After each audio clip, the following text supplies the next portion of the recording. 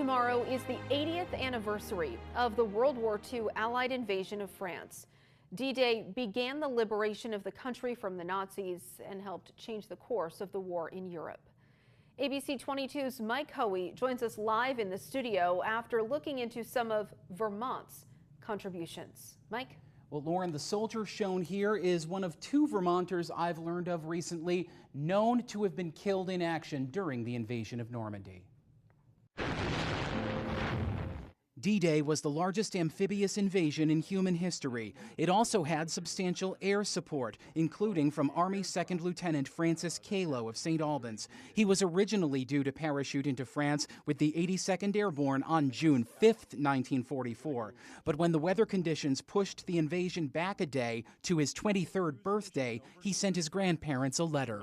He said that, "I can't tell you what's going to be going on, but I just want you to know that great things are going to happen. And don't worry about me, because I'm going to be okay, and I will write soon." Lieutenant Calo never got the chance. He was killed on D-Day in the town of Sainte-Mère-Église. His grandparents had already been notified before his letter arrived. And my grandmother was born in France, born and brought up in France. So it was a situation where my uncle actually took his last breath on my grandmother's soil.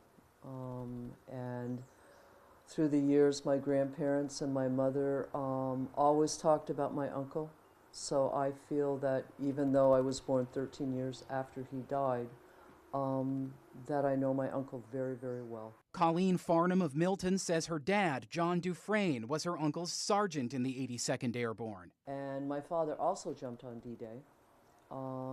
Dad lived, but he got shot in the face, and his eye was actually taken out on the beaches of Normandy. Lieutenant Calo is one of nearly 10,000 soldiers buried at the Normandy American Cemetery and Memorial in Colleville-sur-Mer, France.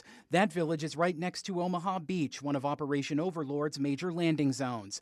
Glenn Steinmetz of Highgate is both a son and a nephew of World War II veterans. One of his uncles was in the 101st Airborne and was killed in late 1944 at the Battle of the Bulge. He learned about Lieutenant Calo through an uncle that came home from the war.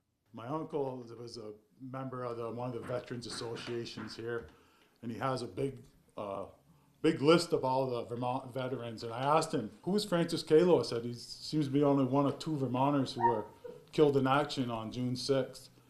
He said, "Oh yeah, I went to school with him." Steinmetz also told us about Private Thomas Sorrell of Winooski, who was also killed in action at the Battle of the Bulge. Private Sorrell couldn't be at Normandy. He was sick with appendicitis. His nephew, Jim Sorrell, now lives in Indiana. I'm always happy that the subject is brought up and that more people are exposed to this history. At my age, I'm approaching 75, so I'm already concerned that when I'm gone, this story will no longer be told. There's honestly less interest in history in this country than there should be. Lauren, Lieutenant Calo has a street in St. Albans named after him. It's Calo Court. And incidentally, another Vermonter killed on D-Day that we know of, Robert Glidden, was also from the Maple City. The VFW post in his hometown is named after him. Live in the studio tonight, Mike Hoey, ABC 22 News. Mike, President Biden, the First Lady, and several lawmakers are in France to mark the anniversary.